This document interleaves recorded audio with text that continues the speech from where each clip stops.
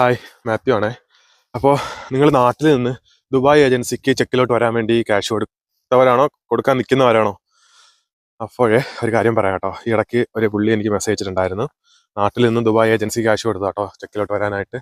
സംഭവം 3 മാസം കൊണ്ട് പെർമിറ്റൊക്കെ വന്നു, എല്ലാം കഴിഞ്ഞു. ഇപ്പോൾ അവർ പറയുന്നത് വെച്ചാൽ അവർക്ക് അപ്പോയിൻമെൻറ്റ് എടുത്ത് തരാൻ പറ്റത്തില്ല. നിങ്ങൾ നാട്ടിൽ നിന്ന് തന്നെ ട്രൈ ചെയ്യണം, തേർഡ് പാർട്ടിയോ എങ്ങനെയോ നിങ്ങൾ എടുക്കണമെന്നാണ് അവർ പറയുന്നത്. അവർക്ക് കൊണ്ട് ഡേറ്റ് എടുത്ത് തരാൻ പറ്റത്തില്ല. അവർ പെർമിറ്റ് വന്നതോടെ അവരെ ഉത്തരവാദിത്വം കഴിഞ്ഞു എന്നാണ് അവർ പറയുന്നത്. അവർക്ക് അത് ലീഗലായിട്ട് മെയിലൊക്കെ അയച്ചു കേട്ടോ. അവിടെ നിന്ന് ദുബായ് ഏജൻസിയിൽ നിന്ന് പുള്ളിക്ക് മെയിലൊക്കെ അയച്ചായിരുന്നു. അപ്പോൾ ഇനി അവർക്കൊന്നും ചെയ്യാൻ പറ്റത്തില്ല എന്ന് പറഞ്ഞു. അപ്പോൾ ഈ പുള്ളി ഇത് സംസാരിച്ചു, കാര്യങ്ങളൊക്കെ ചോദിച്ചപ്പോൾ പറഞ്ഞു എഗ്രിമെൻറ്റിലെല്ലാം കൊടുത്തിട്ടുണ്ടെന്നാണ് പറയുന്നത്.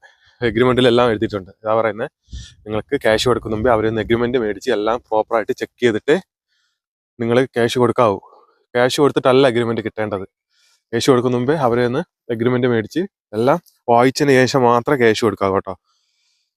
കണ്ടല്ലേ, ഞാൻ കുറേ വീഡിയോയിൽ പറഞ്ഞതാണ് നാട്ടിൽ നിന്ന് ദുബായ് ഏജൻസിക്ക് കൊടുക്കരുത്. എനിക്കും ദുബായ് ഏജൻസിന്ന് 2 ഏജൻസിയിൽ നിന്ന് പണി കിട്ടിയതാണ്. ഒന്ന് കണക്ട് ഇമിഗ്രേഷൻ, ഒന്ന് മിഗാർട്സ് എന്ന് പറഞ്ഞൊരു ഇമിഗ്രേഷൻ സെൻറ്റർ. ഇത് രണ്ടിടത്തു നിന്നും എനിക്ക് പണി കിട്ടിയതാണ് കേട്ടോ. അതുകൊണ്ടാണ് ഞാൻ പറയുന്നത് ദുബായ് ഏജൻസിന്ന്. ഞാൻ ദുബായ് നിന്നിട്ട് തന്നെ എനിക്ക് പണി കിട്ടി. അപ്പോൾ നാട്ടിൽ നിന്ന് നിങ്ങൾക്ക് ഒന്നും ചെയ്യാൻ പറ്റില്ല, ലീഗലായിട്ട് ഒരു കാര്യവും ചെയ്യാൻ പറ്റത്തില്ല. ഇവർക്ക് ക്യാഷ് പോയി കഴിഞ്ഞാൽ പോയി. ഇവർ നമുക്ക് ക്യാഷ് കൊടുക്കുന്ന മുമ്പേ ഇവർ നമ്മളെ വിളിച്ച് നല്ലതുപോലെ സംസാരിക്കും. ഡെയിലി ഫോൺ വിളിക്കും.